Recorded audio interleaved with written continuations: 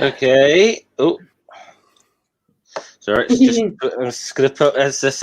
Well, welcome to the final banquet. So this marks. It's been about a year to a year and a half now. Noodle and I have been gone through every single one of the Asterix books. This marks the end of that. We're not doing the book today. We finished that last week, but because those who've been watching know the last few have been a bit of a chore, to put it mildly. We want to go out on a high. So, yeah. The series has long since jumped the shark a little while ago. Let's put it that way. And trying to go out on a high, I will not be wanting this stuff, but instead the dodgy fag over there. And we also have Jen here. Hey.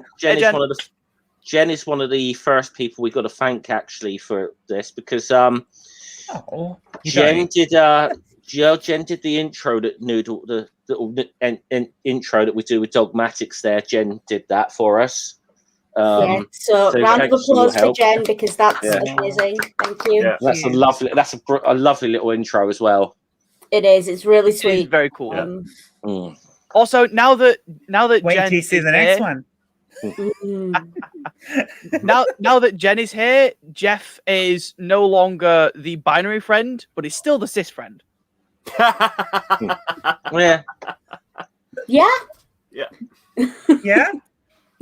And as any good banquet should start off with, Noodle, some heresy. Drink. Whiskey from a pint glass. Peach snaps from a whiskey glass. So I'm right Arizona tea straight from the gallon jug. And also camera off because bloody dysphoria. Yeah. Fair enough. We love you, Sam. Yeah, we love you. I'm sure I'll be back later. This is fair. And what's Jeff drinking? I have Moretti at the moment, but I don't have many of them left, so I've got a couple of cans of Magnus chilling in the fridge just right now. Cool. Fair dues. Right. Because it is getting cider weather. Okay, then. So, well... We've made the toast. Time for the starter. Yeah. I don't know, right? Who's the one we tie up and gag as cacophonics in there? Is it Sam or is it Jen? it could be Ring based on one or two of the puns. Yeah, but to be fair, all three of them would probably like it. So See, I was about to say that entirely depends which way you want me to switch this afternoon. Yeah. To be fair though, wait, were you talking about a lot of dicks? Sorry. Oh, here we go. Come on, it's a banquet. You've got to have fun at a banquet. Yeah. And Granny's wanting a link. Okay, Hops might be jumping in a bit, but I can send Granny the link and rotate. You can rotate people out. Can't we? So we'll do that. And so I don't know. Shouldn't pop tablets without something to help wash it down. But this is valid. This is a valid observation, Jen. This is a life lesson. So, especially when the taste is revolting as those do. Just like Thanos, that bondage joke was inevitable. Oh God. God, Ring, do we need to behead you for that one? Hi, Granny. Hey, Granny. I'm no Hello. It's been a while. It has been a while. It's so I guess like we've been doing these for a year now. And there's got certain people we obviously watched. I say thanks to everyone who's sort of stuck with us throughout them. Yeah, especially if you're stuck with us this far, because holy hell, the last 6 to 8 of the last month or so has been. I was going to say I've only been around the last few months of it, but the last few months of it have been something. So I've been lucky with the shift because I've missed a lot of the last couple of months. It's been really quite pleasant because I only have fond memories. Yeah. Basically, after Goscinny wasn't around to hold a Durzo back, it really started sliding downhill. No. Yeah, I saw that one, so I was like, yeah, So that's not right. How are you doing, Granny? So you know all the problematic I'm things. fine. How are you? Doing pretty good. Dysphoria, so camera off for now, but I imagine that'll get fixed later. What, Well, the it's camera nice of the and I think we balanced. interrupted at the minute with Noodle. two icons. But yeah, so basically, Jen, all the stuff that was problematic before, when it was Uderzo and Goscinny, I think we came to the conclusion quite quickly that they were Uderzo. Yeah. Because they turned up to 11. Yeah, I saw that in your last one. I was like, what? Yeah. Yeah, the problem is the two new writers that people have come in. If anything, have gone worse with it. Well, you know. I very much get the sense that they were hired. They were hired on by the publishing company, and whoever the editor is like, just make Asterix. Just make it like Asterix. And they focused on the wrong, and they had a wrong idea of what made Asterix good. Yeah. What made Asterix good was not the yikes bits. Yeah. Yeah. Because by the end of it, it kind of feels like an older, it almost feels like Uderzo never left, and he's just getting more and more bitter as you read through it, which is not. See, which is what was happening before he left, but it feels like that's more of the same. I'll be completely honest, that last one, certain bits of it felt like they might have just been written by my conservative granddad. Yeah. And I also thought whoever did the translations as well, that's like two. So that book was like 2 years old, and they were making like Little Britain references, and I'm like, Little Britain has not been topical in about 15 years. Okay, and it wasn't that funny then. It wasn't. It really wasn't funny. It's not been topical for sufficiently long that I could probably get away with asking, what's Little Britain? And it'd be believable I don't know what it is. Yeah. This is what we're saying here. And these books are aimed at what?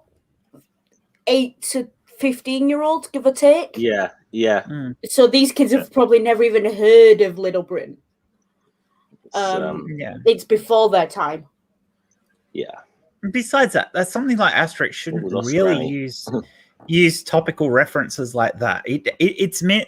I mean, if anything, we've seen the earlier cartoons are kind of timeless, and they should have aimed for that, making it topical. Or even if they were discussing something topical, they discussed the concepts behind it and the ideas, and they took them across rather than, when we had like earlier books, you'd have an issue brought up like gentrification, but it wasn't about the gentrification of X place or showing it in a TV show. It was gentrification as a concept. Or it was international travel as a concept. Or it was, and that's fine because that's timeless. Almost. I mean, some of the aspects of those things change, but you can understand it better than if you pick it.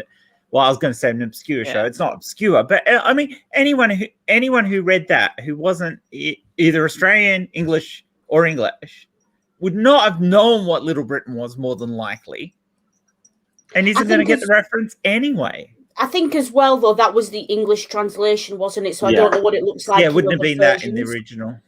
Yeah. I'm betting the original didn't have that kind of thing in it. No, that's a little liberty that whoever the translator, the British translator, took. I mean, we make references on the streams and stuff, but you kind of feel like if there's a Little Britain reference in a book from 2 years ago, why weren't there like Only Fools and Horses references and a Lower Law references in the 90s books? Yeah. That's almost what that feels would be like. They would have been out of date anyway, but at least. But at least those Only Fools and like Hello, are timeless enough that you can make that joke and 20 years after the fact, and people will still get it and find it funny. And aside from that, we're talking in a live stream, not a pre-recorded video. If you're in a pre-recorded video, you probably put links in the description explaining what you were talking about, or a link to the original video you were seen from the original show you were talking about. We're in a live stream. If somebody doesn't understand the reference, they can ask in the chat. Yeah. Yeah, so there's a feedback here. Yeah. And we're not expecting these to be timeless enough that somebody's going to probably come back and watch it in 15 years. In fairness, I'm not expecting this to be timeless enough that people could come back and watch this in a week and necessarily understand everything. Yeah, exactly. Which is the nature of YouTube. But like even the early books, there were references to things like the London School of Economics. There were, the Latin School, and jokes like that. But those jokes are cultural jokes. Shit that's going to stick around. Yeah. Little Britain is the LEC. It's not even working now. Yeah. No. The LCE, sorry, LSE, the LSE. LLC, yeah, constantly referred to in Yes Minister for an obscure reference that only a handful of people will get. In Yes Minister, Hacker was a graduate of the LSE, wasn't he? That was he was. And they took the piss out of him because it was like it'd be like for any American who doesn't get it, it'd be like comparing community college to Ivy League, which was the kind of reference they were making. Yeah, not that I would have.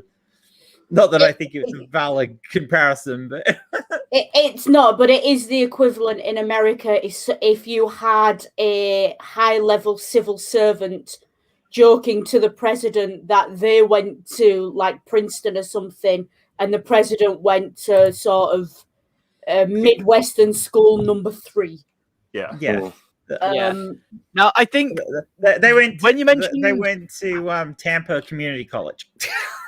I went to Trump University. I have a question in the chat. I have a question in the chat. Is Doug having an identity crisis? Are you okay, Doug?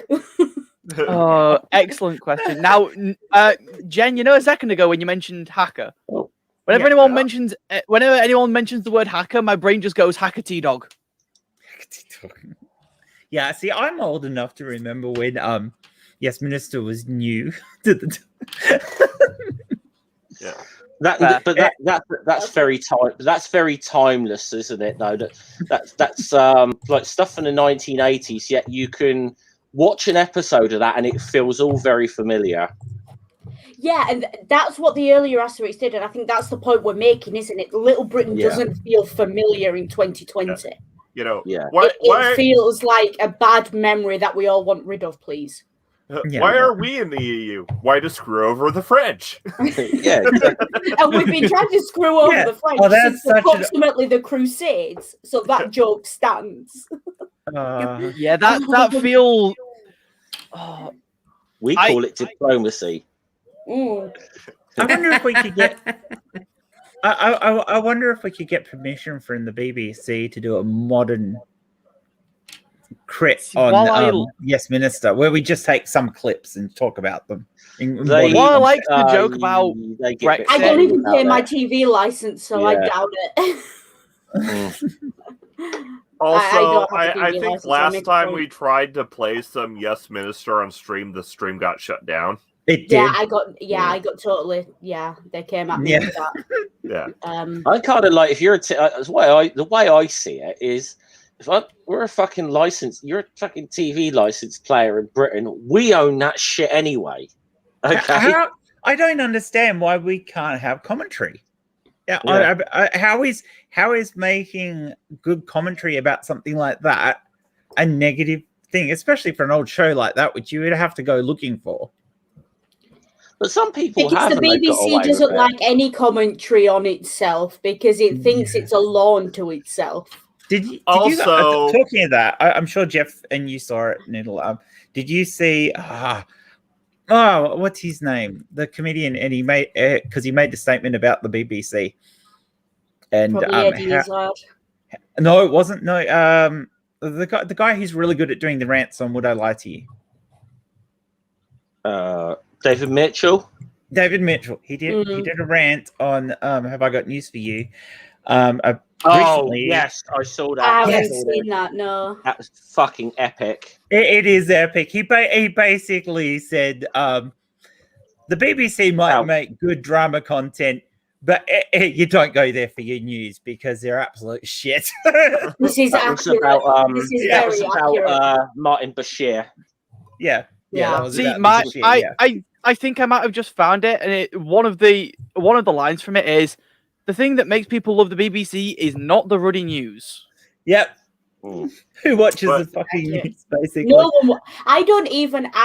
I can tell my phone to read me news bulletins from all around the world, and I specifically tell it not to read me the BBC one. Yeah. Because the BBC one is basically a watered down version, Britishized, frigging sanitized version of the Reuters one anyway. And Reuters isn't exactly unbiased. Oh, so, the BBC News comes across as some of the most blatantly homophobic, transphobic, and absolute bigoted pile of trash that you could ever want to watch. It's almost up there with Murdoch. I can't imagine where you possibly get that impression. Yet the right wingers think it's like some sort of commie thing. I don't. You know, they think the BBC is like really left wing. The thing that amazes me. Was always the great joke about Have I Got News for Yous in it, that every episode got complaints from the left and the right wing, and that's how they knew they were doing it right. Yeah. Well, that was how it used to. I haven't watched it in so long. I literally, I all but boycott the BBC. Then again, as much as I'd like Have I Got News for You, they are kind of responsible for Boris. Now, they Noodle, are. Go on. Why boycott when you can pirate? Well, this is why I watch all the old BBC shows on YouTube. If they're on there. Most of all, Top Gear is on Netflix, so I'm fine. You know. Bring me that Horizon. So I mean, get back to obviously the sort of thing, the main topic of this. It's a question I actually always want to ask. I don't think I ever got to ask you this, Ring, and I really like your take on this. Your take on the Roman soldiers in Asterix, as a former military, as a former soldier, I'd love to get your take on the Roman soldiers in Asterix. I resemble that depiction.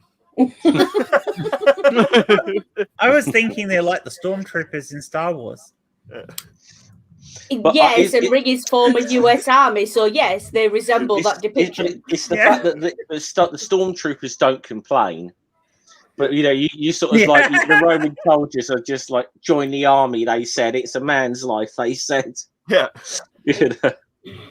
I should point out, Ring didn't have to complain when they were in the army because I did all the complaining loudly.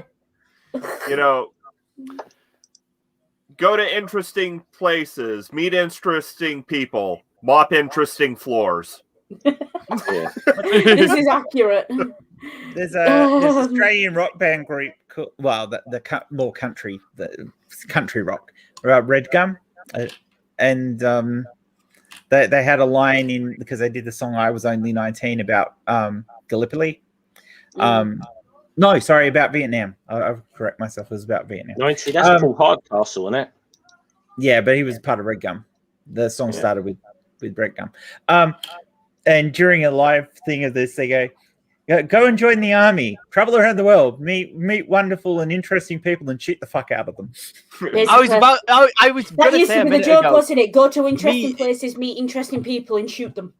Yeah, but no, you're usually ending up like sweeping dirt off the ground. I remember that. Joke. In high school, I used to see people with that slogan, except the last line was "and kill them." Yeah, and kill them. Yeah, it was a Vietnam War protest. Yeah, I remember that one. Who's it? There was a lot that they used that line in Full Metal Jacket. I remember as well, with Private Joker saying something like that. I wanted to meet. Was it Joker who said it? Yeah, he sort of said, I wanted to see new places, meet brilliant, new, interesting people, and kill them. Yeah. To be fair, he's the asshole who put the peace symbol on his helmet, though. So yeah, When he put the peace symbol on there and then wrote "Born to Kill" on his helmet. Yeah, as a commentary on the duality of man. It's a Jungian thing. Yeah, it is, and I will keep my mouth shut on Jung. Yes, let's keep our mouth shut on Jung because that was not meant to be a serious comment in that film. But yeah, I know what the phrase is. I changed it to be more accurate. Yeah. I thought you were going to say "stay up all night in interesting offices," but there you go. Yeah, that too. See, when you made a comment about you did all the complaining, Noodle, I was going to say, was it well within earshot of superior officers? Because once or twice. Once or twice. That checks out. I actually got in trouble with the US Army once. Yeah, for damaging government property. My mouth got me in trouble with the US Army. I left a hickey on Wing's neck. Your mouth got you in trouble with the This US sounds Army interesting. for damaging US property. Yes. Yes. Yes. I left a hickey on Ring before they had to take a picture for their military ID. Oh, brilliant. It's a brilliant line. And it's it's fantastic because my mouth got me in trouble with the US Army, right? For damaging government property, but the entire point was me saying, not yours, mine. Yeah. You only have him on loan. Yeah, they had him on loan. Yeah. That was I'm sorry I used him then Ring. It was just time. No, it was time frame.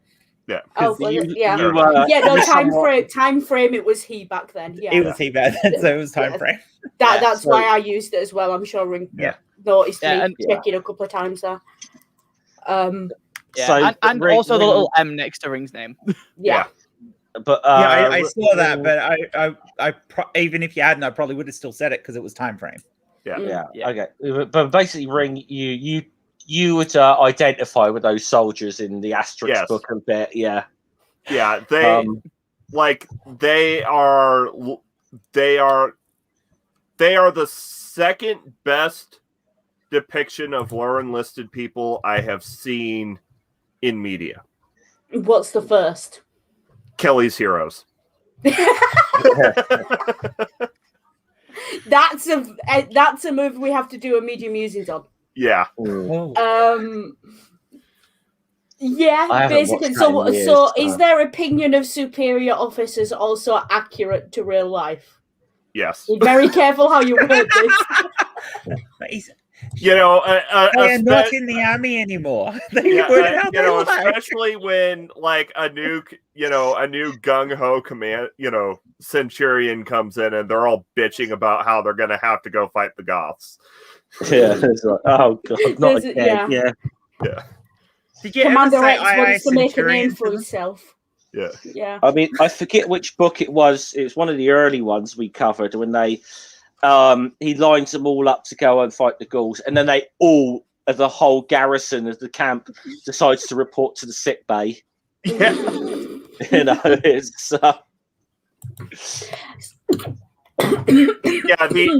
the only reason that doesn't happen in the actual military is because there are harsh punishments for malingering.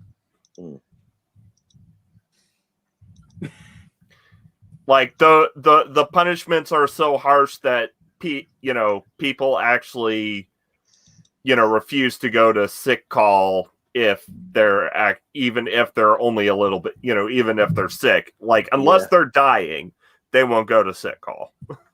Yeah, but if you go to sick call, all you get is 2 ibuprofen anyway. So I was going to say, it's 2 paracetamol. Come back in 4 hours if you don't feel better.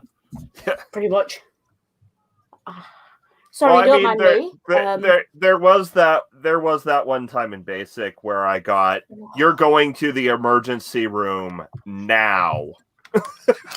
Yes, yes, and anyone with common sense would have known that well up front. But Ring decided, no, I'm going to try and pass my shooting qualification out today instead. Which bones did you break? No bones, but nearly kneecapped. Yeah, infected knee. Ah, yes. So, yeah. And someone tries to do a shooting qualification with an abscess on their knee. That's going to go well. I Yeah, passed. especially... Listen, I've seen the way you shoot. That's not something to brag about. I will point out there's a little bit of a stereotype in Britain about how most of our soldiers get killed by friendly fire from Americans. I'm starting to see why.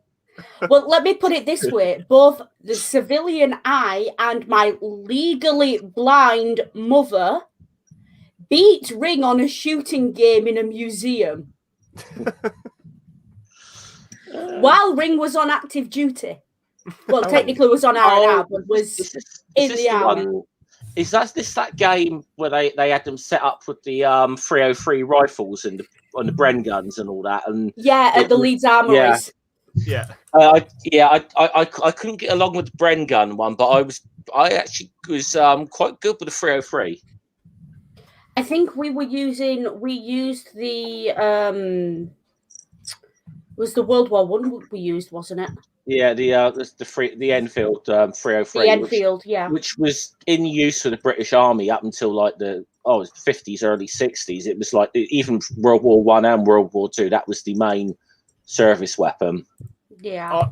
Also, a bit of somewhat appropriate though out of place time-wise shilling. If you want to hear more stories like this, I am 26 subs away from my embarrassing story stream. Oh, and you'll hear all these again in extra detail. Somebody put Ring's channel link to Ring's channel in the chat, please. And if you were not subbed to it, I promise you, what you've heard so far is only the tip of the iceberg. Yeah. Think of that. Think of that as a teaser. Yeah. So if you want to hear more about Ring's shenanigans, go subscribe. Yeah. And get your friends too. Yeah. Oh, you beat me, Ring. Sam as well, everyone. That's all of us. Yeah. Well, you can't say you don't have the link if you're in the chat now. Yeah. I added Twitter though.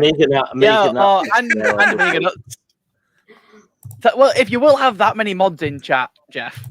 Not necessarily the intention. It's just it seems to be who's here. Yeah. True. You get a wrench, and you get a wrench, and you get a wrench. Everybody gets a wrench. Granny doesn't have a wrench, Jeff. Well, that bloody Neil. She looks naked amongst us all. You can't do that to Granny. So, let's go around. What's your favourite Asterix book, and which was your favourite Asterix stream that we did? Are they the same or are they different? Oh, fuck if I know what my favourite Asterix book is. Any streams jumping out at you? I'm probably going to struggle with the names of the books. The stream, my favourite stream would be the one with the guy who we compared to Caliban.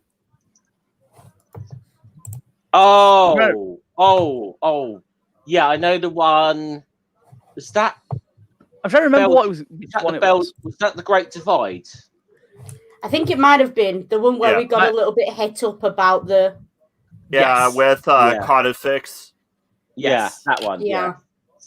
But it was. But it well, I don't think that was a bad book in itself, because apart from that particular character, there was the Romeo and Juliet thing, and also obviously there was a Cold War commentary, wasn't it? That the divide was supposed to be the Berlin Wall, you know. Yeah.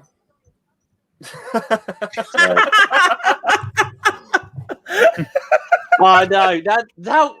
Oh, Esther's fair enough. Esther doesn't have a wrench. What's the episode where they finally give the book where they finally give Obelix the potion, and then he goes absolutely mad crazy on the Romans, and at the end of it goes, frankly, I don't see the difference. Wasn't that the one where he was turned into a child? Yeah. Is it the same book? Oh, that's the only time he's ever been given the potion. So no. No. Yeah, because the potion had a reaction where he turned to stone for a bit, and then he de-aged to a kid, and yeah. Okay. I'm trying to think of the name. I know the book. I'm trying to think of the name. I'm trying to think of the name, and that's bothering me. Let's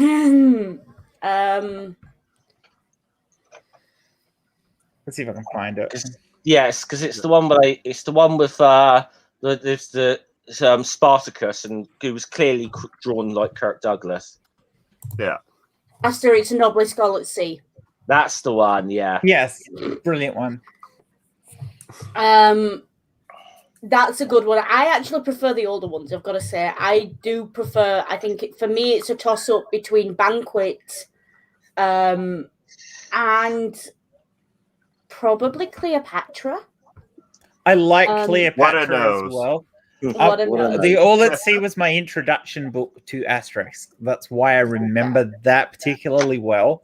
And I really enjoyed your stream on that one as well. So it's like one of my favorite scenes ever, is because he goes right to town on these. Not that he wouldn't have gone to town anyway, but it was just the expression.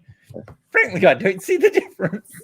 Yeah, but he still lines up every book afterwards to try and get his other dose of. He doesn't learn. Never learns. No, he doesn't learn, and that was the point.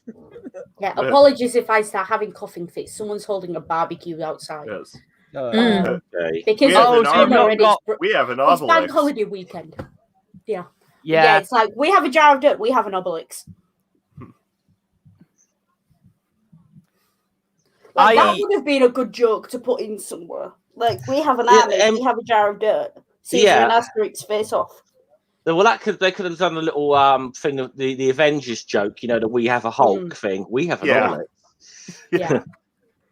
But actually, that's still a timeless. I actually contend that Marvel stole that from Crocodile Dundee.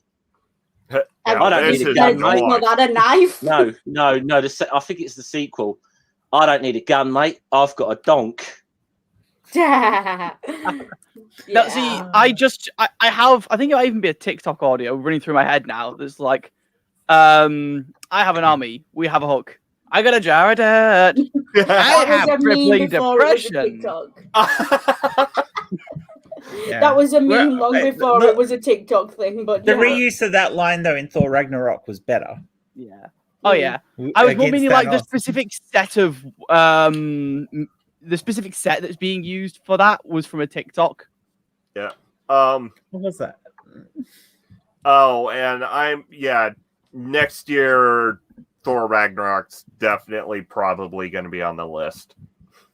Yeah. Oh yeah, Thor Ragnarok is very fun. Yeah. Maybe should be out by then, so you could actually do the set of Thor. Okay, so now I have. Hey, Granny, you didn't answer that question. Which question? Your favorite book, your favorite Asterix book. To be honest with you, I haven't read any of them. My husband has a few, and I started reading one of them, and I thought it was boring, and so I quit watching. And I have played Jeff's shows to support Jeff, but I really had no interest in Asterix, so I wasn't really watching. I just played the show to support Jeff. Just like There you go. Oh well, we appreciate it. Okay. Well, we definitely appreciate the support. I think for a lot of people, you don't get it unless you read them when you were young.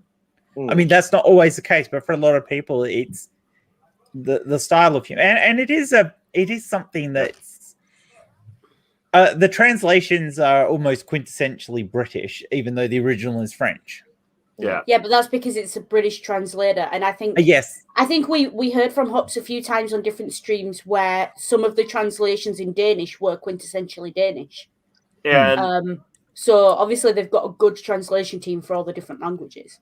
Yes, and which is a also good I thing. think there's like some or at least for the older ones, there's some rare American translations floating along as well. Because I had read some Asterix books for my local library, and in some of them the bard's name was Cacophonix, and then in some of them he had the original French name Malacoustics. I actually prefer the original French name for that. I don't feel like they needed to change it. Yeah. Acoustics, yeah. But there you go. Okay. What other questions can we ask about? I was gonna say. I haven't answered the question yet either. No, you don't get to. So you open your mouth and 3 puns come out. I'm trying to limit it. So you need a little in case he gets tally punched in the corner and a bell that dings each time Ring makes a pun. Yes. Just in case Ring gets punched. It would break. It would break. What I need is I would happily accept my punishment. I'm sure you would.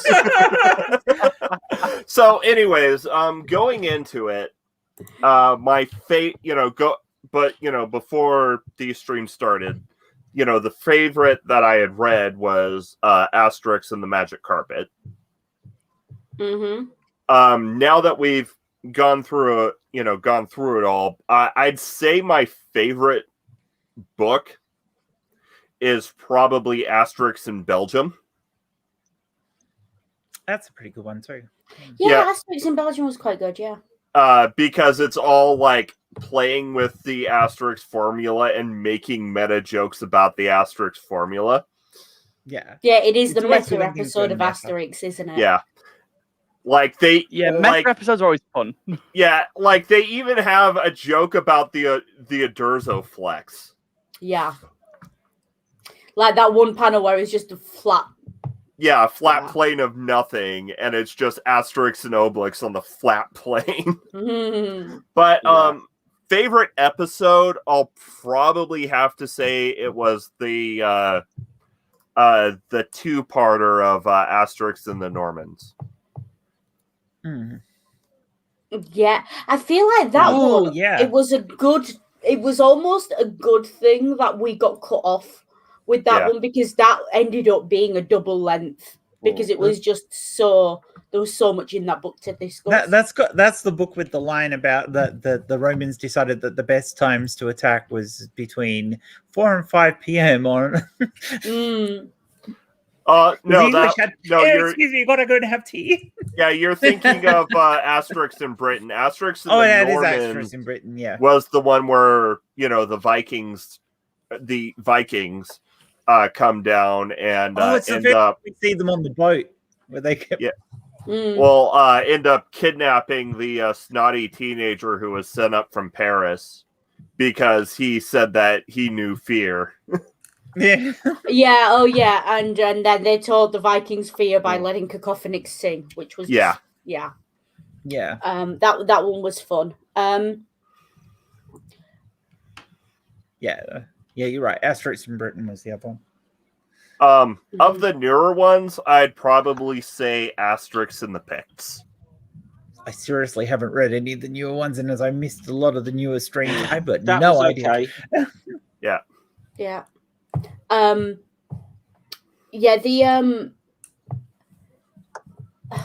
of the newer ones, Asterix and the Picts is the only one I can sort of think I wasn't horrified by, utterly horrified even, because I'm routinely horrified by Asterix these days. So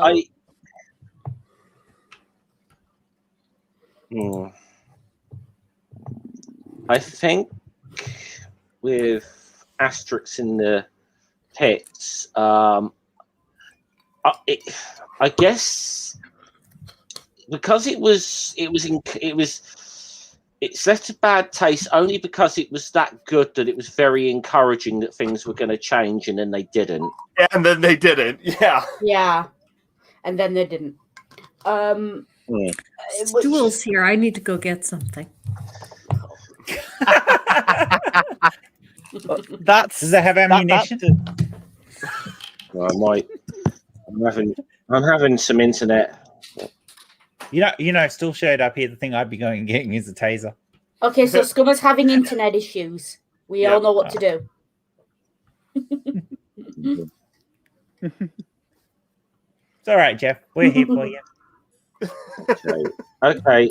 I think I'm.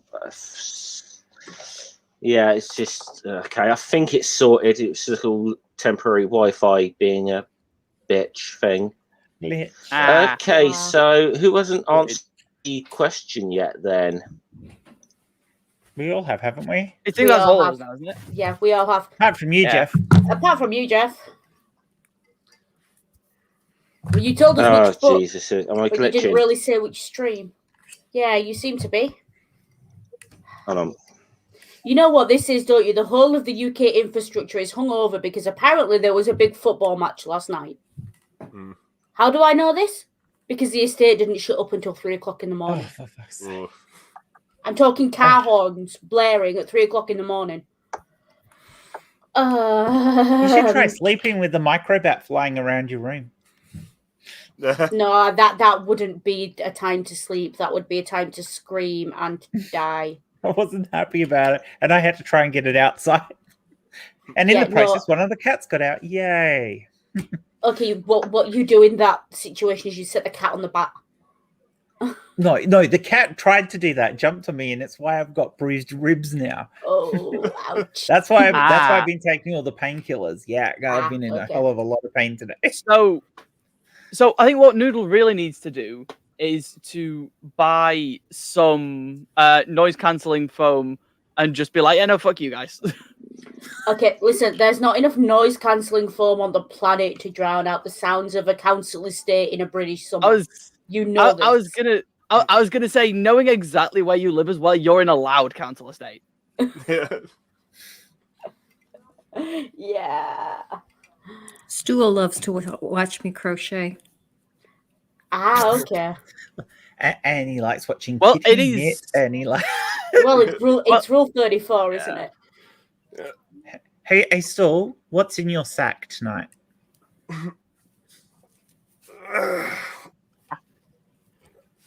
So my brain has just presented me with a half-finished thought from earlier. When someone brought up the Thor films, it was just like, I really like them, especially Ragnarok from like an aesthetic point of view. But as someone who does some syncretism with heathenry, Yeah. Yeah, but you just gotta any modern adaptation of anything that tries to use an ancient religion as a plot point is going to get that reaction. Yeah, it's going to be modernized and weird. Well, plus it's not even that, it's just the fact that they treat it like fiction, and to some people it's not. See, I think the thing is that it doesn't even bother me that they treat it like fiction. It's that they manage to completely fuck up certain characters to the point where if you described the characters to me, I would get which gods were which wrong. Yeah. So basically, it's bad fan fiction. Pretty much. Speaking of fan fiction, wasn't who was writing fan fiction of the Community? Yeah. Was it Amiga? Was it Amiga? Oh, was that a thing? Or is it Nerdy? It was Nerdy, wasn't it?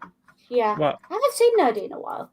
I will say, especially like I will say when it like comes to comic representations, it's very much just lifting the aesthetic. Yeah, I will point out though, because I noticed this with the Asterix and Obelix, it's not so much a historical story as it is a fan fiction of history. which is not a bad thing and it's fun, but I think you've got to take it as what it is, isn't it? I think, yeah. And I mean, especially in the MCU, the MCU does kind of ride that Chariots of the Gods line pretty narrow, pretty closely. Hops, hey, you've got a link. Hey, Hops. Now, see, I know exactly what I'm getting myself into when any sort of media, especially something by Marvel or Disney, involves anything mythology related.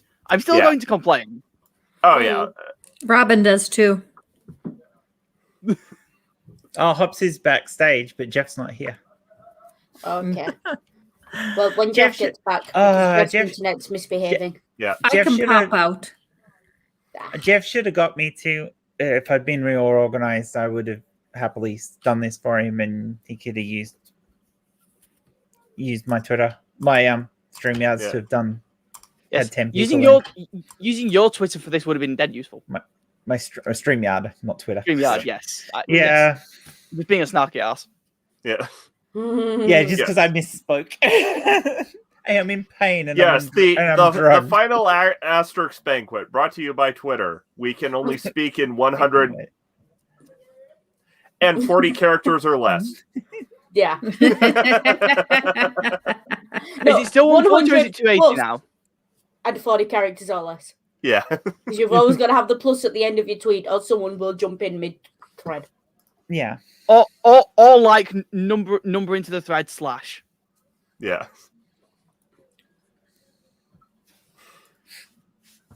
Yeah. Yeah. Yeah. So right now what I'm making is some stars to go on the scarf that I made for Mama Atheist. Ah. If you watch the video the children's video I made, Granny, why are some people atheists? You could see the scarf, and now I'm making the stars to go on it. Cool. Nice. Jeff said he'll be back in. Said he'll be back in 2, by the way. Yeah, cool. I see that. Yeah. Okay, so while we're waiting for Jeff to come back, anyone got anything to say about Jeff? Jeff is awesome. Okay. Yes, Jeff is awesome. Okay, so which Asterix So this is where we most reminds you of Jeff? See, I was about to say this is where we killed the DM and loot the body, right?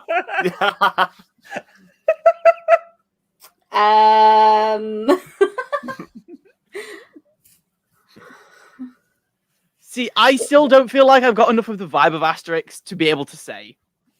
Well, if you don't have it by now, you're never going to have it. Let's be honest. Let's see. I have an answer, and my answer is I am Groot.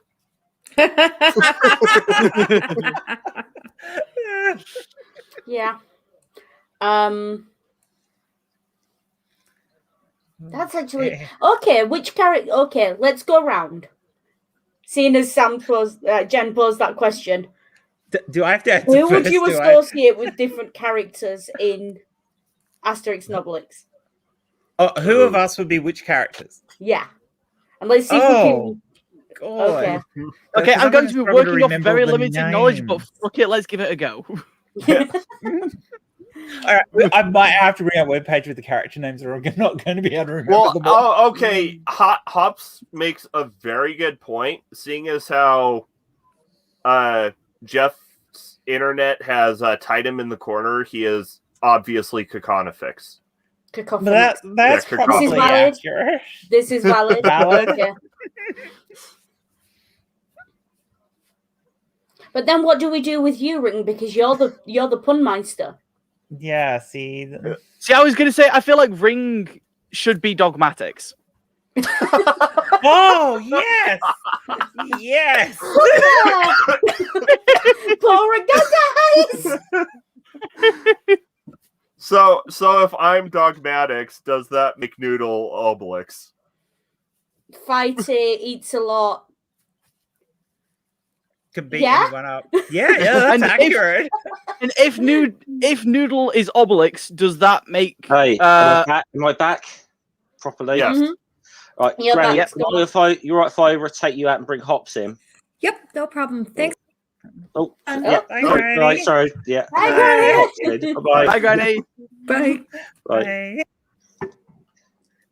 We have hopes. Hey, Hart. Hey. Cheers. So, By the way, so Noodle, Cheers. if you are Obelix, who does that make Asterix? I reckon I'm Get a Fix. Oh, I was gonna put Hops as Get a Fix. Oh yeah, no, Hops Really? looks like Get a Fix. Yeah. But You know, I reckon you know, Hobbs always he's- supplies the drink. Yeah, Hops. Hops knows his potions, and he's generally a very wise person, come on. and a bit cantankerous as well. What was that one? What was the last thing you said? I didn't hear that properly. bit cantankerous is what he said. Ah, okay. He's calling Yeah, you a right. grumpy old dude. No, not quite. That title's already taken. That would be That is, isn't it? that would be geriatrics, wasn't it? Yeah, I have to say the cartoon character that I identify the most with in the whole world, and not only the world of Asterix, would actually be Captain Haddock from Tintin. Ah, Oh. okay. Our Captain Haddock is fun. Yeah. Okay, I can see that. I never got. I know because I know I was having internet problems. I never got to quite answer that question about favorite books. I mean, I think people know my favorite book. People know my favorite book, I think, which is Obelix and Co. Yeah. Mhm. Yeah. As far as the streams we've done, I think possibly the one we did with Hops, which I think was a Magic Carpet. Hops joins us for that one. Mhm. Yeah. That was one of the best streams. Especially as like it was a bit of a weird dynamic that I was the sober one and you two were drinking. So it's a weird Yeah, that dynamic. was awesome. Weird dynamic to a stream, but it We're was- all just puns. Yeah. It was a bit dangerous making a drinking game Yeah. out of that. But was it Yeah, that- actually more pun heavy than the other albums? I'm pretty sure it was, or at least my hangover thought so. Well, I mean, it does depend on how you mix the punch. I just You mix Remember- the punch. Mix the punch. punch. Yeah, right. So I was actually thinking whether the puns I came up with that after the stream, whether the puns was a hint at one of Goscinny's other series called Is No Good, which is loaded with puns all the time. Well, that'd be no good, would it be? Well, I mean, Uh-huh. I think so. Apparently, what we're getting at is Goscinny liked puns Mhm. because Asterix has always been completely loaded with puns. Asterix Yeah. is actually a pun in itself. So is Obelix, by Yep. the way. Yeah. Because Asterix is both the star and a footnote on history. Uh-huh. And of I know course- who I am now. I just figured it out. I'm bacteria because I say exactly what I think. the fishmonger's That's- wife. Ah. Yeah. I had you down as the chief. I would have had you down as the chief's wife. A bit more. Impedimentia. Yeah, but she Yeah. doesn't say what she thinks all the time. She doesn't have Oh. to. She tells her husband Yeah, and he that's sorts true. it. Yeah. Mhm. Yeah, but I don't tell everybody else what to do. I just say what I think. No comment. Now, see, You can agree with me. I'm teasing. I'm teasing. I'm the one who said it. You're quite welcome to agree with me. It's the So- closest thing to the crudest person in the village, and I Yeah. think that's me. Yeah. See, I don't want to say I identify most with Julius Caesar, but there are a few people I'd like to throw to the lions. Yeah. Can we start with Glinna? Oh, sorry, not the.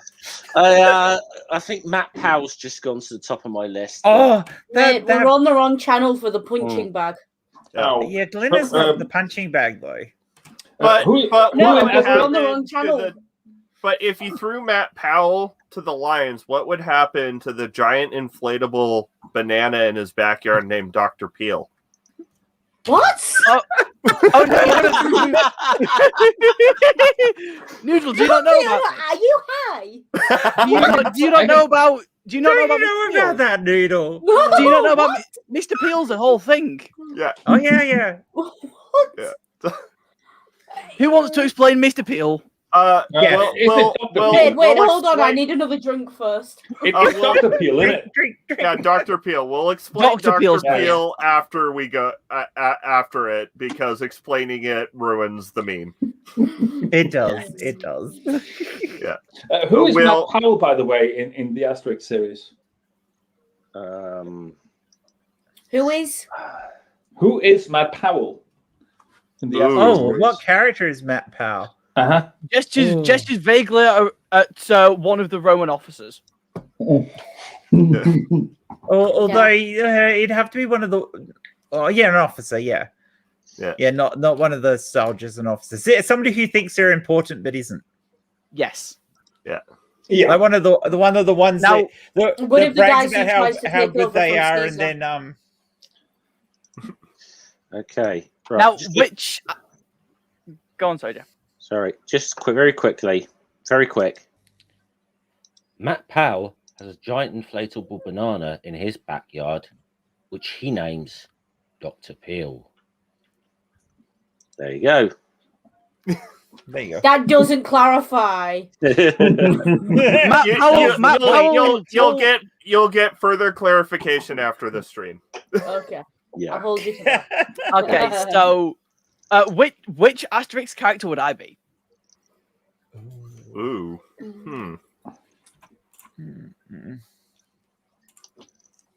I feel like you're the closest we've got to an actual asterisk. Depending, I don't know. Depending on which way your, depending on which way your agenda's going on the particular day. I see. I was going to say panacea possibly, and then. I mean, you can kind of take gender out of the equation because my gender is meh. Yeah. I actually, it's I can't. I was really, never on the grid. Yeah, I can't really say because I can't really think of any characters in Asterix that matches your sheer chaotic energy. Yeah. See, Ring, you kind of answered the question earlier on, really, of the Roman soldier, the Roman legionaries, you know. But yeah, you are your own entity, and your name is Chaotix. This is valid. What about Blinks? Maybe like the captain of pirates. Because let's be honest, Chaos followed that guy everywhere. The chieftain's daughter run away, isn't he? Yeah. So chaotic and maybe even the chieftain's daughter. Or the chieftain's daughter. Yeah, one of the two. You're an amalgam of the two characters. Yeah. Blinks and the chieftain's daughter. There you go. Adrenaline. It's like inverse Jesus. You take me and split me into different people. No, we're taking those people, amalgamating them, and that's you.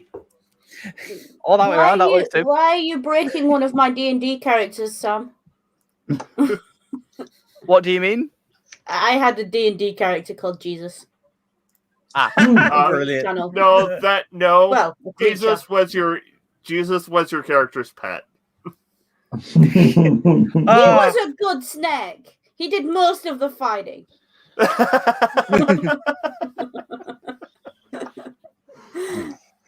He was the original Danger Noodle. Yes. I'm not going to talk D&D. We're not talking D&D. Yeah, we will go for hours if we talk D&D. We'll go down a rabbit hole. Build Asterix and Obelix as D&D characters. Okay. Okay. Oh, okay. I feel like Obelix kind of has to be barbarian. Yeah, I'd say Goliath barbarian. Yeah. Half giant. He quite clearly dumped intelligence. Well, I mean, Goliath is as close as you get in 5e. Yeah. Oh, okay. So you don't have. Okay, yeah. Yeah, I'd say Getafix is obviously a wizard. Goliath Totem Barbarian, who took the bear perk at 6th level for the insane carrying capacity. Yes. Is Druid a class in? Yes, it is. Yeah. So Getafix would just be a druid. Getafix taken care of. Actually, no. Because Getafix doesn't turn into animals. I'd say Getafix is actually a cleric. Class-wise, yeah, would either be a cleric or maybe or maybe like a wizard or something. See, I was going to say, I think cleric with a couple of levels in artificer. Yeah, that would make sense. To be honest, you're going to have an awful lot of barbarians in there. I think fully unhygienics and fully automatics would probably qualify on that along that line as well. I feel like Asterix would have to probably be at least some levels in rogue, but probably levels in fighter. Ranger. And I'm not. Oh yeah, actually that makes sense. And then I'm not sure. Would it be halfling or gnome? Do we think? I would have thought half. I didn't even think of any side. Here's my suggested build for a half elf, or not, sorry, for an Asterix character in 5e. I'd say he'd be a Lightfoot halfling, even split between scout rogue and champion fighter. Cool. Okay, now we've done D&D. I'm gonna grab Hops's attention. Seeing as you're the resident expert on drinks, what drinks would you serve to each of these characters? The Asterix characters. Yeah, you're not allowed to say magic potion. Okay.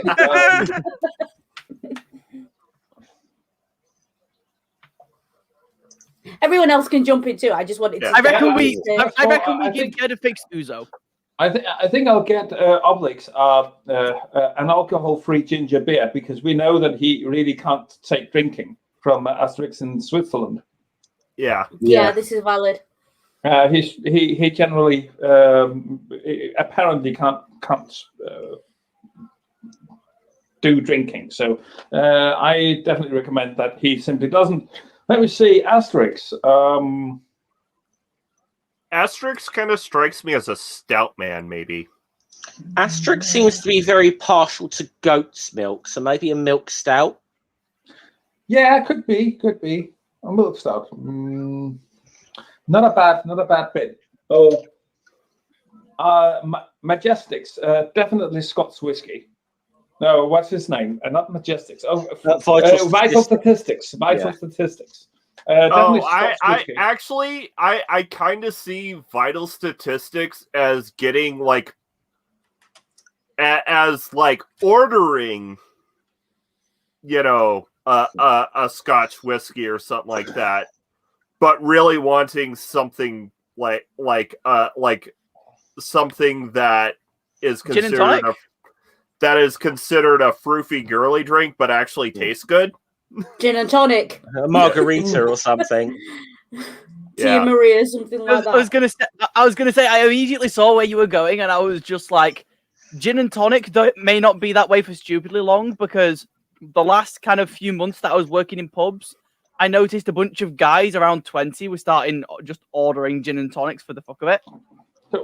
Also, for Cacophonics, I'd say he's a misunderstood avant-garde artist, so he should definitely have a glass of absinthe. I would pay money to see Cacophonics on absinthe. Actually, I kind of see. But warning. I kind of see Cacophonics either drinking a hot toddy or like something with lemon, because it seems like he'd be, concerned about keeping his voice good. Yeah, but absinthe, it's mint, so. Yeah. So for Getafix, I'd say Getafix is the brewer.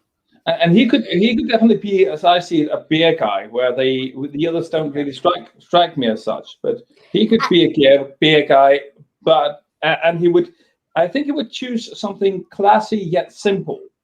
I could see him as a stout guy, for example. I could see Geriatrics as a beer guy, but as like with an old like a Boilermaker, mild and brown. Yeah. Do you know what? Geriatrics. I tell you what, though, and correct me if I'm wrong. Impedimeter, that's 2 pints of lager and a packet of crisps. Yeah. That's character all over. But I mean the order, not the TV show. Would Phonics be the badly booked band that everybody hated when it gets on stage and they throw their beers at? You don't waste a broken beer. glass of Budweiser. Do you all know the theme to Rawhide? Yeah. Now, see, Dogmatics is obviously the pub dog. Yeah. Oh yeah. So he gets the head off the stout. But yeah. I kind of see Getafix as like some indie microbrew that he made himself. Yeah. Because he very much strikes me as the guy who would make his own beer. Also, can I point out a comment in the chat? I haven't heard anyone say the words Appletini or Baby Sham for at least 15 years. That's like what someone's going to suggest hooch next, aren't they? Okay, Julius Caesar. He's a wine guy. Definitely a wine guy. Red wine, yeah. Right. Oh yeah. What's the Smith's name in English? Fully Automatics. Right. He would be. I'd see him as a lager guy and drinking a lot of lager. Yeah, he's like a Carling, maybe Carlsberg kind of those beers guy.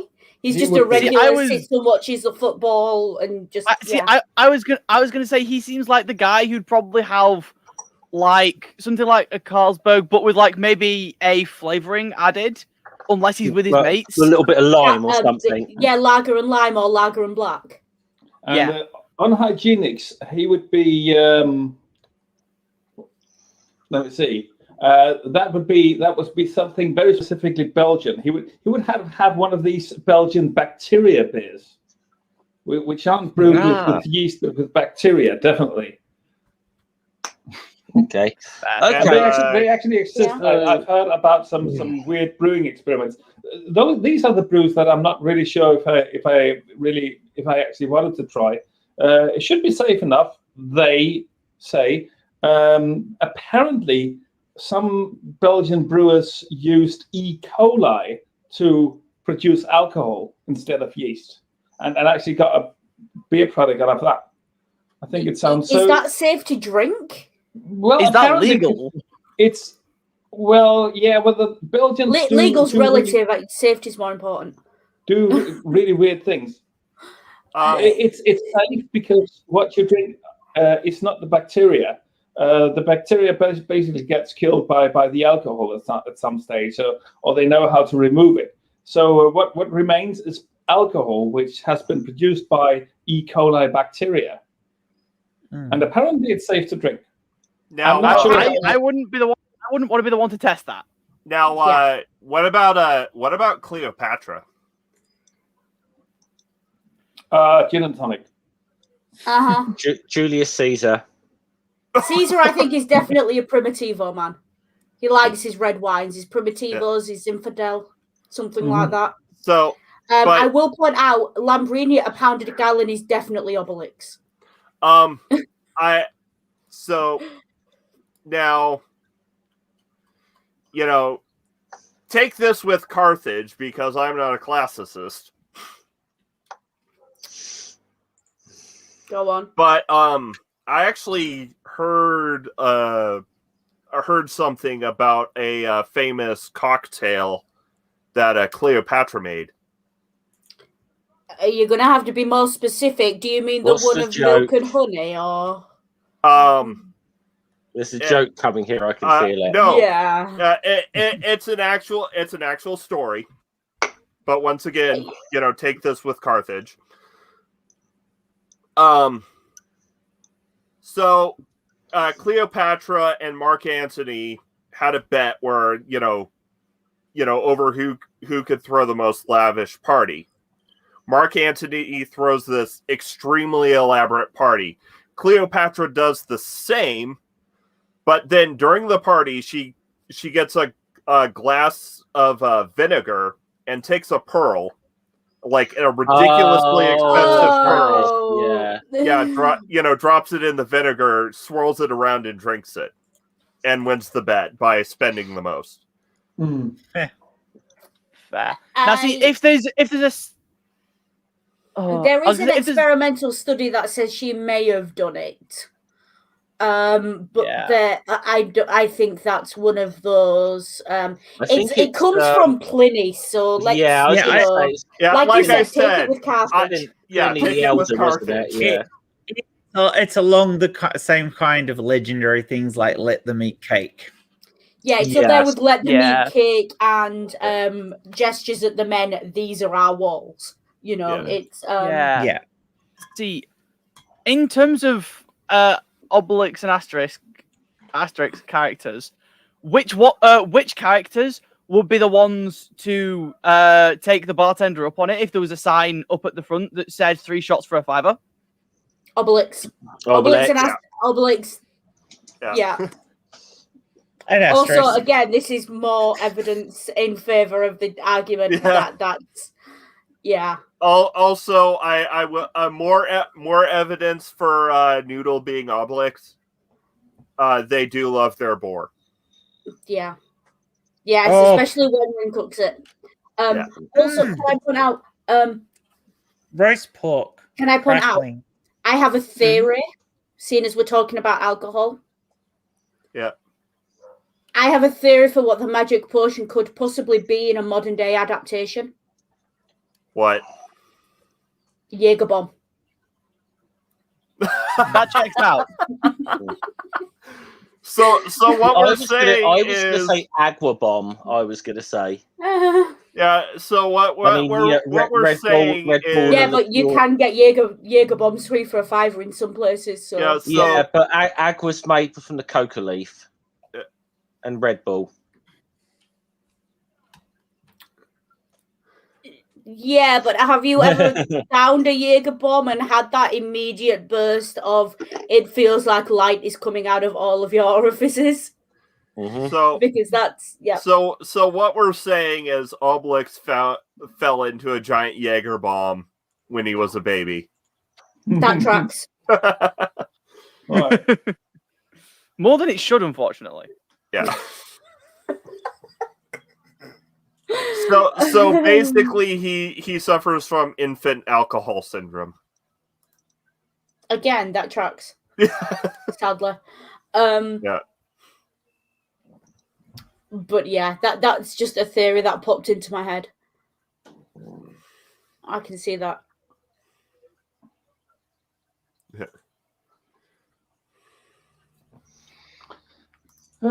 Talking about Matt Powell, did you see that one tweet from Chris Shelton where he retweets something from Herman Meta, something that Matt Powell was saying? This is Matt Powell, evolution's racist again, rubbish again. So dumb. Oh yeah, this shit.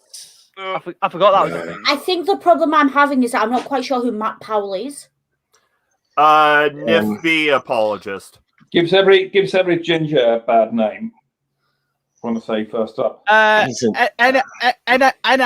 shithead who was he the one who wore a matching shirt with Kent Hovind? Yeah. And wait, hold on. Some right winger wore a matching shirt with Kent Hovind and didn't expect to be shit. A matching Hawaiian shirt with Kent Hovind. I ship it. I'm sorry, I ship it. See, now, here's the best bit, Noodle. Haggard's Law. Yeah. He's super homophobic. Mm-hmm. Yeah, I ship it. That doesn't stop me. I'm a fanfic writer. That won't stop me. Well, that was my point. I have never sort of.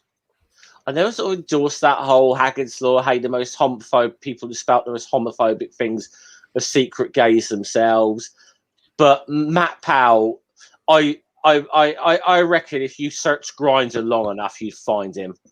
No, Could we call it Haggard's rule of thumb? Yeah. Now, I As a rule of yeah. thumb goes, I will. Sammy hit the nail on the Powell, Christian twink. I will never. I will neither confirm nor deny where exactly he got the name Dr. Peel. yes, thank you, Cupcake. Yeah. Oh yes, by the way, Noodle, Matt Powell's nickname is Cupcake. We call him. Everyone calls him Cupcake. Is there any specific reason for that? By the way, was it because Mr. Atheist ate a cupcake the first time he made a video about him? I don't know if it was Jimmy Snow who coined it or not, but if he didn't coin it, he definitely popularized it. Mm-hmm. I saw both Jimmy and Ocean use it in a pretty similar time span. Yeah. So I don't know if they both got it from somewhere, but see, I've heard Knock use it. I was one of the first people I heard use it, but I think Jimmy definitely popularized it. While I am not sadistic enough to actually make the joke, I am sadistic enough to allude to the fact that there is a frosting joke there. Oh goodness. Ew. Yeah, Jimmy, you shouldn't make illusions like that. I'm a fan fiction writer. My brain fills in the gaps. Noodle, here's the thing: is that Matt Powell was at Dinosaur Adventureland in our D&D campaign, our D&D one shot that was to go and find Kent Hovind's tax returns. Dog thinks your Kent Hovind impression's awesome. Oh, thank you, dog. Yeah, not that I'd ever give your brain additional material. I think with Rings, of course not, Sam. Rings does a very good one. The only person I've heard do it better is Dr. Josh Bowen. Is the only person I've seen do it better. Kent Hovind than Ring. Guts Gibbon does a really good one as well. I've heard that. I've just never heard Erica do a Kent Hovind impression. I think she did it in her interview with GE. Okay. I have to go and find that later. Yeah. Oh dear. Now see, I cannot do a Kent Hovind impression to save my life. In fact, the only impression that I can really do off the top of my head is Stitch. I thought it was a pity when the other week when I think Jen's still listening, but on that 6-pack the other week when you had Ed and Dr. Josh Bowen in the same room. I was like, damn, there was a missed opportunity, for or Dr. Josh Bowen was on Chris's channel. It's like, damn, where's Ed? You could have had a Kent Hovind versus Darth Dawkins right on the spot there.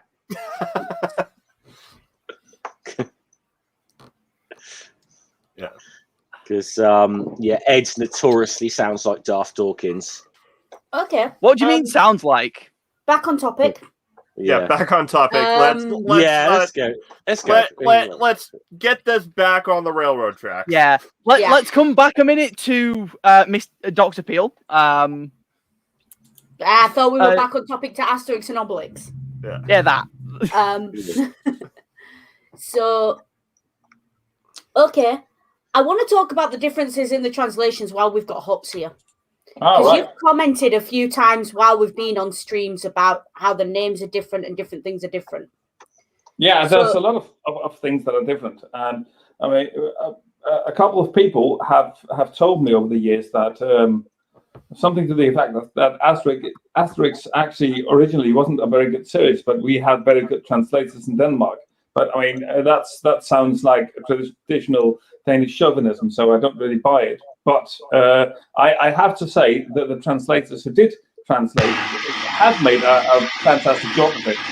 What's that? Sam, that's your microphone. 1 second. Well, you're giving yourself a shave. Better? No, that's the microphone coming out of the... Yeah, my aux cord is shit. Okay. Anyway, one thing that I absolutely love about the Danish translation is that whenever you have different ethnicities, the translator would pick up characters of that language and, for example, use the syntax of that other language for the translation. So, for example, the Goths would use a German syntax, and it's hilarious to read Danish with a German syntax. And it was even worse. This is pretty lost on other people. But Asterix in Britain was actually very difficult to read in Danish because they would write Danish in a British syntax, and sometimes and not only syntax, but they would also use words that were common for both languages, but meant something slightly differently in English. For example, the word cousins in Danish, we've got different words for male cousins and female cousins. They would simply use the word for female cousins because that is practically the same word as the English word cousin. Mm-hmm. And stuff like that all the time. So, and the reason why I actually like the Great Crossing so much is that the Vikings. The question is, when you've got Danish translators, how would you translate the Vikings? Which feature would be in their language? But then they got this brilliant idea to make them speak in Viking style rhymes. Fantastic. I love it. I was about to say Skaldic shit. That. Okay, so yeah. You've read the Danish translations. You've seen us go over the English translations. Mm-hmm. Overall, which do you prefer? I have to say I still prefer the Danish translations because they all, only for, standing alone, the things they were doing with the languages. If you knew about the German language and the German language syntax and see how they put that into the translation, it was simply brilliant. Okay, you heard it here, folks. Go learn Danish and reread Asterix and Obelix. Yeah, I can really recommend that. I will, however, say is that the British translations of the names are more fun than the Danish ones. I absolutely love Dogmatics, Getafix, Cacophonix is absolutely wonderful. Absolutely wonderful name. So were the Danish translations any less yikes? What's that again? Were the Danish translations any less yikes? Sam wants to know. So the issues that there are, first of all, the racist issues, as I see it, are not so much in the texts. It's much more in the drawings. Mm. I haven't picked up that much of problematic stuff in the texts, I would say. So, of course, the images would be just as yikesy in Danish as they are in English. Yeah, this is fair. I was just about to say 9 out of 10 of the issues with Asterix and Obelix are the art. Visual things. Yeah, they're visual issues. But yeah, has anyone... Okay, so are the Australian and the English ones... Do they translate them exactly the same? Or do they exactly no, we get the British ones. They're exactly the same. Ring, what about the American ones? American versus British. Now, your marriage depends on your answer. Remember, the last time I read, actually read Asterix and Obelix, I was like 10-ish. Okay, so you were still in your fundy phase. Well, also, it was like 20 years ago. Young man. Yeah. And literally pretty much all I can remember is like being kind of confused that there were some volumes where, Cacophonix was called Malacoustics and, Getafix was called whatever his alternate name is. and being confused about that, and then I learned, oh, it's a French comic that's been translated. Okay, these are just different translations. This is fair. Yeah. Okay. What other things can we discuss about these books? Okay. Panoramics in the French. Oh yeah, and- panoramics. But some of the American translations are magigamics. So Magiwatics? Magigamics. That doesn't make sense as a pun because that's not a word. I have no idea, but Yeah, some of the people who did the translations in the US was magigamics. So yeah, some of the ones I read kept the French names. Yeah. So it just depended. There were variants done in the US, whereas almost all the British Australian ones were get a fix. But I will say, for the Druid, I prefer Get a Fix as the name, but I prefer Malacoustics. For cacophonies. Because I just like that pun better. It feels like a nicer pun. Yeah. Yeah. It feels like a slightly higher level pun because the word mal doesn't really exist in English as a word for, as a negative word. Yeah. The mal to us is the London Mall. It's that long road. Well, either that or it's a negative prefix. All right. Oh, you've got malpractice. Yeah, we've got malpractice and malfunction. Malfunction, yeah. But it doesn't really sit on its own as if you said something's mal, we wouldn't automatically say that's evil or that's bad. If you put it's nonsensical on its own. It's a prefix in English. It's not its own word. And so it's like they almost made it an individual word in the pun if you treat it as an English word. Yeah. Yeah.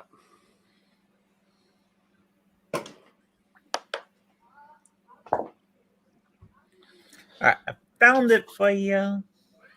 Private chat. What did you find? Listed the variant names used between the US and. Okay, cool. Yeah. Let's have a look.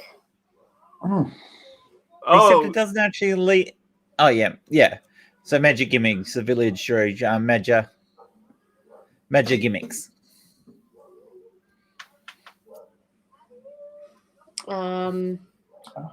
The fishmonger was known as Epidemics. Yeah. Yeah, why not? Okay, that's an interesting choice. Geriatrics was called Arthritics. Which I don't mind that pun actually. I don't mind that. That one's all right. That one'll do.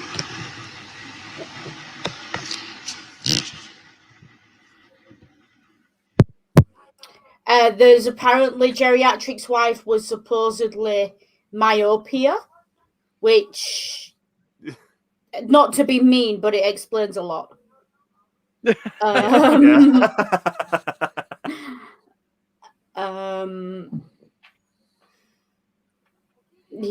was based in part on Uderzo's wife. I mean, there are worse characters that could have been based on her. Yeah. So.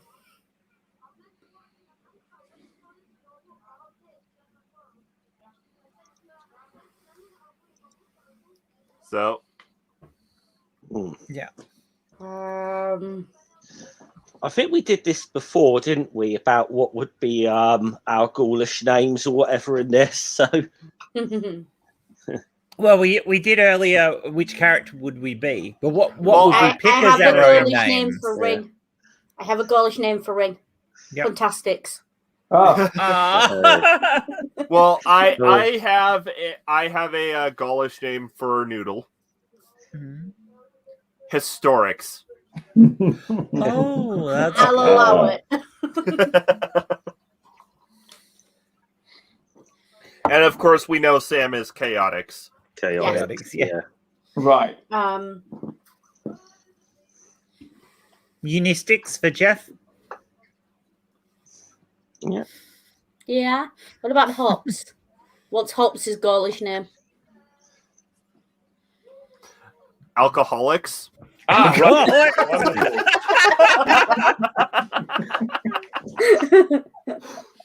Drink a lot of piss. No, I like alcoholics more. It's Alcoholics, yeah. It's fun. I'll say this out loud because I've told Amanda this now, but I didn't say it out loud on the one I came up with for Amanda, Pale Blue Mama, because of the conversation she had with Mark Sargent, was "Suck My Dicks." Valid. When did you have a conversation with Mark Sargent? It wasn't so much a conversation as a massacre. About a year or so ago. Mark Sargent started on the whole Challenger disaster was fake, and obviously Amanda used to work. No. Amanda used to work for NASA. No, not anymore. But yeah, and basically tried to tell her she was indoctrinated. And her response: "Just suck my dick." So that's become like a bit. So yeah, that'd be one for Amanda. Suck my dicks. Yeah. Okay. I'm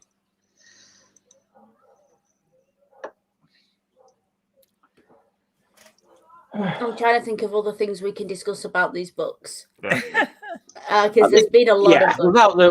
We'll try to figure on the positive with this. Because if we get on the negative, we'll go for another hour and a half. But let's not. We've done the negative to death over the last couple of months. Would Dave be ballistics? Possibly. Possibly. I see what you did there. Yeah, I thought that was clever. So, okay, I want to talk about the representation of actual historical characters in these books. Yeah, okay. Because we've got Julius Caesar, who actually the representation of him is not bad. Yeah. Compared to what we know of him as a historical character. He's everything we expect of Caesar. He's cold, he's vicious, he's scheming, he's conniving, but he's also got a kind of level of honor there. Yeah. Yeah. Then we've got Cleopatra, who again seems to outsmart everyone around her. And I love that that's how she was presented. Like, even though she was drawn a little bit... What a nose. She's also presented as being very vain, which is the historical meme of her. Yeah, I'm not entirely sure of the accuracy of that. Yes. It's more... I think it might have even been a meme of the time, not just a historical meme. Yeah, but we're talking about the first Ptolemy who bothered to learn Egyptian to speak to the Egyptians. Yeah. We're talking about a woman who spoke 6 languages and basically ran a country on her own from the age of about 19.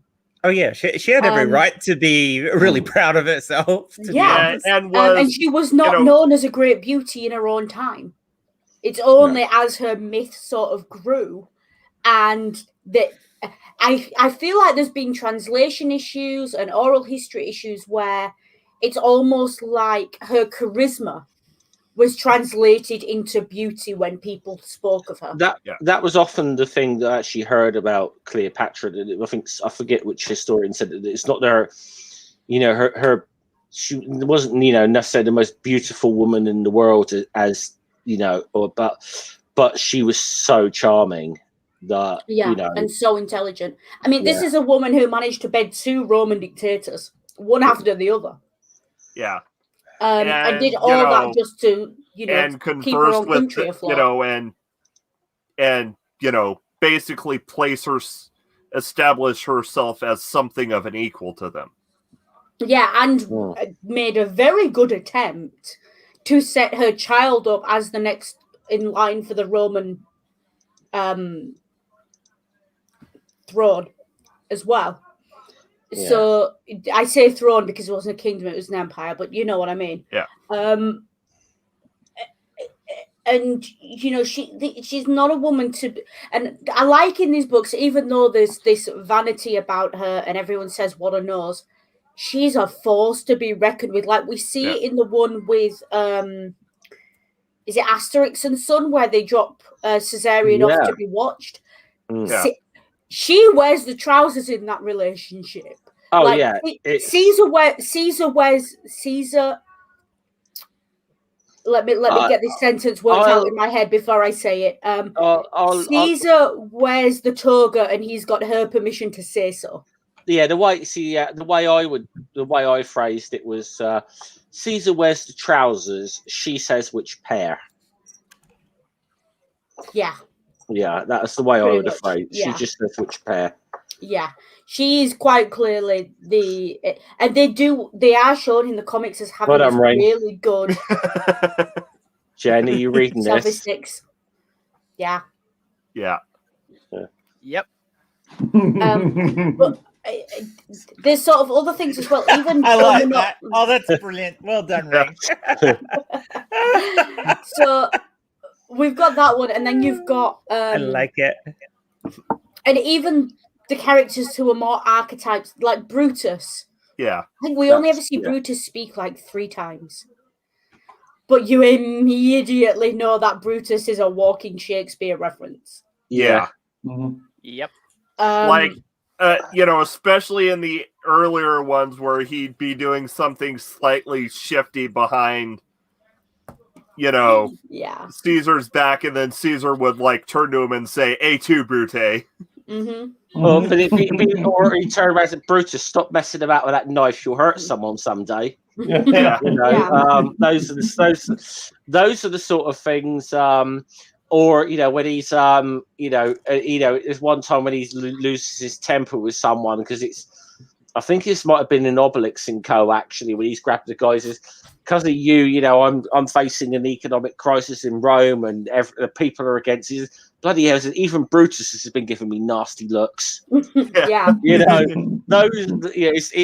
those were the little things which, especially in that the classic era, what I call the classic era with Goscinny and Uderzo, when it was the golden era of those books. It was clever. Those little things like that. Jokes that didn't talk down to the reader. No. Yeah. Like jokes, there are a lot of jokes in these books that if you don't know the basics of Roman history, you don't get the joke, and they're never explained. Yeah, and like it doesn't it's nice necessarily not to be patronized, even though it's a kids series. I think this is what they've been missing the last couple of months or so. We've been doing. That's apart from all the obviously negative issues, but the thing they've been missing has been those jokes which, as I said, one of the things I loved about this series especially was the fact there was all the sort of like jokes as a young kid you'd get. Then there's the jokes you get into your teenage years, you get that, and then there's jokes as an adult you would get as well. And it had those layers to it. I mean, like, and you picked up on stuff, like a lot of the Latin jokes that I didn't even get when we started doing this stuff. Noodle, you picked up on a lot of the Latin jokes and stuff. But I think that this is what they've been missing over the last. The later stuff's been missing those sort of layers, which was what made it good. Yeah, I think that the thing is that the more recently the jokes have not been quite so Roman. They've not been quite so all over the place. Damn it, Sam. Also, I made this comment in the private chat, but also 19 gods. Imagine if they tried to let me run a country. I'm sure that'd go well. Well, that's made me realize you have Even to change country. Ring's name to Pantastix. Yeah, we also know that the Asterix, like as it stays now, the Asterix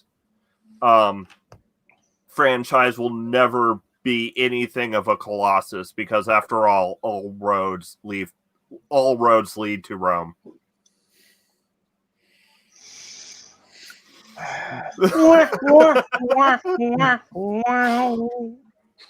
What? Are you finding these puns galling, Noodle?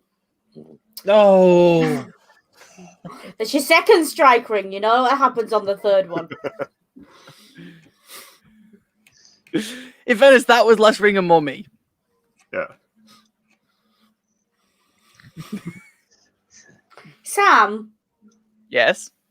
I am not above booping you live on stream. Sam. Sam. oh, Hey, first time I've had that happen. Chaotix. yeah. You guys are slow on the uptake. Sam and I changed ours ages ago. Yeah. To be fair, I only learned how to do that yesterday. Yeah, that was the thing we had to do, wasn't it? Yeah. Well, I don't know how to do it without. Oh, you can do it. You can do it without leaving. You click in there and edit name. Yep. Yeah. Is Hops gonna complete the set and Oh no, Jeff hasn't Jeff as done well. his. Oh, Jeff sorry, and I Hops. was away. Short minute there. What was it again? so we're all using our Gaulish names. Are you gonna change yours too? Sure thing. I forget what my name I'm sorry, was, but actually. I am a bit under the weather. Jeff can't remember what his. Jeff can't remember what his is. A couple of bits stressed out days, so I think I'm going to jump out again. Actually, I've got a Now, better see, name. if Jeff couldn't remember his at all, then maybe it would be Amnesics. Actually. Amnesics. Oh, No, that's good. That's good. Amnesics. I got a better All right. name, Anyway, actually. Hops is just said he's under the weather. Yeah. So Yeah, just before we Okay. carry Yeah, on, Hops, thank you so much for joining us and all your support through the whole thing. no problem. You've Love been you, absolutely guys. fantastic. See you around. So Bye, Hops. all of you. Take care, Hops. Take care, Hops. Bye. See you, Hops. So yeah. I love how we can all actually stick to naming conventions too.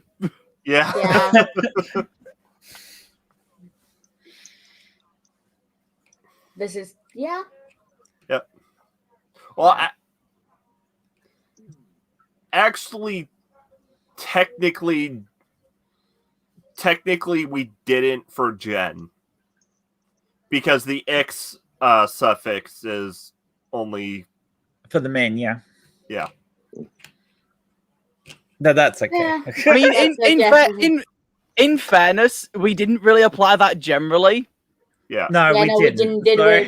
we just defaulted. We just went on with things ending in The X. group is This is the group is actually- far too highly non-binary for that to Yes. work. Yeah, there is actually though there is a recent style guide that was published by one of the There you academic groups or others who I'm gonna just Yes. put myself full screen for a second.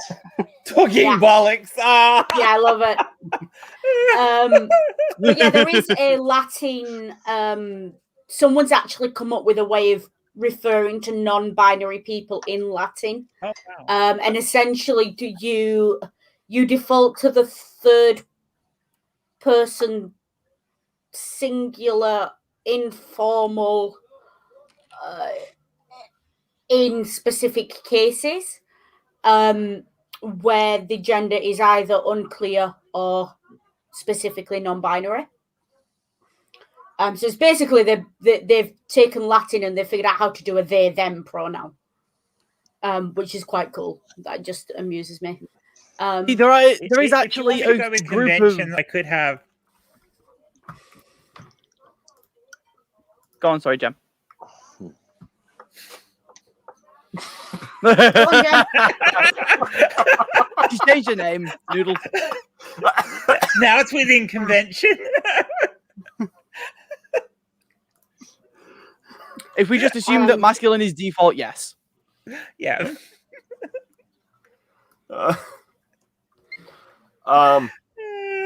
Any last? Yeah, let's start wrapping up because Yeah. we Yeah. do have media musings in 15 minutes. We So do. let's go around and do shilling first. No, wait, last thoughts first. Sam. My last thoughts are that the Asterix streams were very fun, and it's almost a shame it's over. But given the last few of them, it's probably a positive thing, and this was a really good note to end on. The amount of bullshit we've just talked for the last hour and 45. Yeah. Cool. Vibration.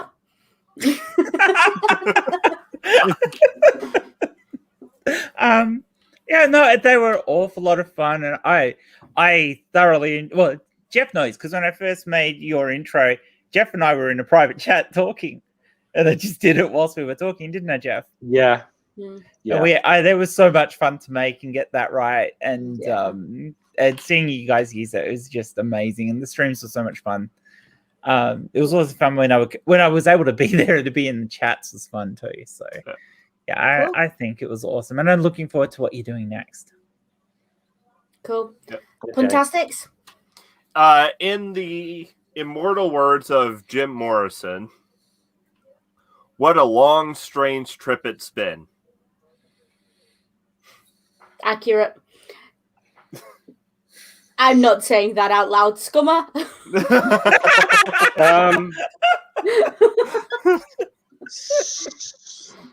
These Romans are crazy. Yeah, these streamers have been crazy, haven't they? Also, I mean, I have really enjoyed doing these on the whole, and I've really enjoyed the sort of playoff that we've had going through these. I think it's worked well. Yeah, we both know. Yes, the last month or two of these books has become a bit of a chore because they've gone downhill so badly. But on the whole, I've enjoyed doing it. Now, whether or not we come back and do these as and when they publish, I think we'll have to see We'll have to see nearer the time how we feel about it, I think.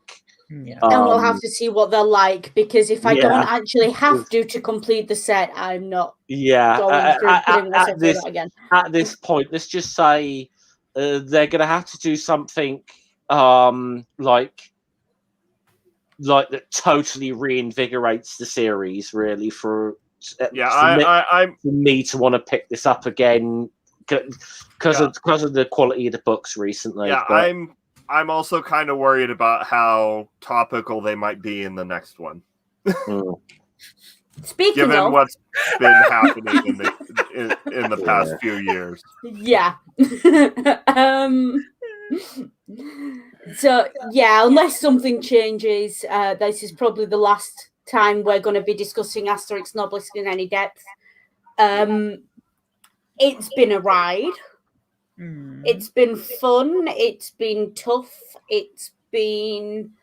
I feel like I'm stood like accepting an Oscar or some shit. Like, but yeah, it's been fun. We've had a few laughs, a few tears, a few arguments, debates. And a few drinks. And more than a few drinks. My poor liver needs a year to recover now. So yeah.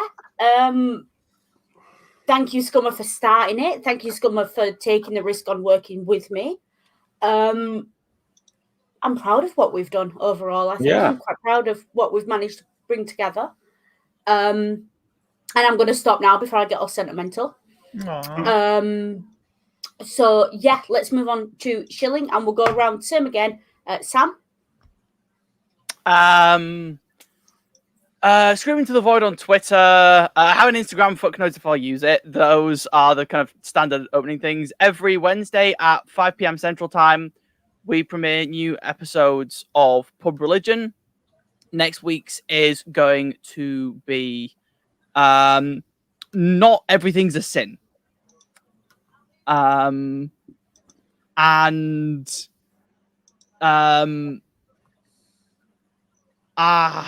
What are words? Fuck. English. Yes. And beyond that, in any of my edited videos, you'll find my artist's information in the description. And they are taking commissions at the moment. Cool. Jen? Yeah, I'm Jen from Jen's Little Corner or Vibration. Sorry. Every Thursday night is either a Sewing's Corner or a What the Fuck show. There's a What the Fuck show this week where Kitty, Will, and myself will be talking about a topic that Kitty came up with, and for the life of me, my brain can't remember what it is at the moment. Damn it. It's American and political, so it should be interesting. Also this week, myself, Kitty, and Purple Rhymes with Orange are going to be doing a stream about gag reflexes and how to overcome them. So that should be interesting. No comment. So I can answer that. Don't read some of the Asterix books we've read in the last month. Yeah. So my only response to that is, well, if there's anyone who can teach us how to control our gag reflex, I believe it's Jen. certainly. So this is valid. So it'll be a good stream, and there's good reasons behind this discussion because Kitty actually has problems because of one of her medical conditions with gagging, and learning about it is something that she's interested in. So it's the reason I was going to do a video about it, but that we decided a stream was better. Cool. And I'm also planning on doing because of the meme I put out, we're doing a comparison video about why TERFs are like flurfs. The flurf and TERF video. Oh, so you're talking about the new YouTube channel with J.K. Rowling and Jeranism. Flurf and TERF, yeah. You gave me a moment there. Yeah. What have you got to show, Ring? So, J.K. and Jism sounds a very bad combination. Yeah. Anyways, in 10-ish minutes, in a few minutes, we will be on my channel for the last media musings of Marvel Month, where we'll be talking about Guardians of the Galaxy Volume 2. As usual, unless life happens, we have Secular D&D on Saturdays, and next Sunday, we're kicking off Pride Month with a gender and sexuality Q&A. Please go to the link in the chat and submit your questions. Just so we have a good head start on questions until we get, some in the chat during that stream. There should be some good content this Pride Month. Yeah. Scummer, anything to chill? Do you know what? Other than obviously in a few minutes to rings, I don't really have anything sort of planned now. So I might take a break for a week or so. After this, then I don't know. I might sort of see if I can get a couple of people on for an interview or something at some point. You've been talking about doing interviews for a bit, so yeah, it's maybe it's just time to maybe try and do that again now, and then whatever comes after that, I suppose. So. Yep. Doug, not this week, but next week I am going to pick up game night and carry on with Death Stranding because I left Sam under a cliff face nearly over a month ago. Not you, Sam, another Sam. And I haven't been back since, so I do need to pick that up. So I will pick that up next week, but I need a week off this week because just everything. Plus it's bank holiday. So that's the shilling from me. I have Twitter, Danger Hissy. I write fan fiction, Hissy the Danger Noodle. Heed the tags. Be careful what you wish for if you ask me to write anything. Yeah. So, and I am on Media Musings in about 5-10 minutes as well. So with that, again, same order. Taglines. Sam. Have a day, and remember, communication is key. Cool. Jen? Be good to each other. Don't be a dick, and try not to choke on the selfie stick. And remember, indoctrination is a hell of a drug.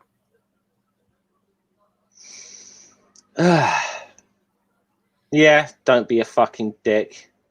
Don't be like Matt Powell. And remember, take care, be good, and these streamers are crazy.